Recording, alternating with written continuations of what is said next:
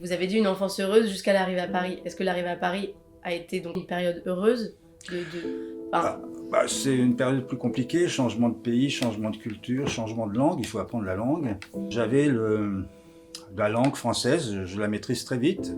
Ma sœur, qui a 2 ans de plus que moi, on la maîtrise très vite. À l'école, ça va vite, en fait, quand on a 10 ans, il n'y a pas de problème. Et donc, je découvre à ce moment-là, je découvre la bande dessinée. Quand même étonnant, la bande dessinée franco-belge. Alors Pilote, Tintin, Spirou, tous ces magazines pour la jeunesse. Et je découvre, en découvrant la langue française, dont je tombe amoureux littéralement, parce que je prends du plaisir pas trop à la parler d'ailleurs, mais plutôt à l'écrire. Et je vois que la bande dessinée franco-belge, précisément, c'est un mélange de mes 2 passions.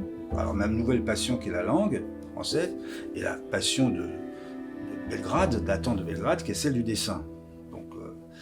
Et donc tout naturellement, je deviens passionné par la bande dessinée, par les récits, par ce que je peux lire. Et c'est comme ça que plus tard, je tenterai à ma chance à un concours organisé par Pilote. J'ai 20 ans à ce moment-là, c'est la date limite, et je remporte le premier prix. Voilà. Les choses démarrent comme ça.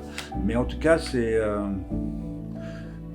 une vie qui est liée. C'est là que je découvre la culture française. Je m'échappe souvent de chez moi, du petit chez moi où il n'était pas forcément facile de vivre à 4.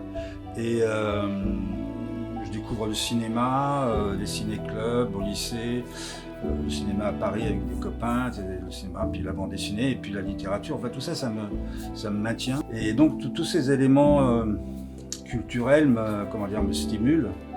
Et sont importants aussi pour la suite tout simplement de ma propre vie, quoi.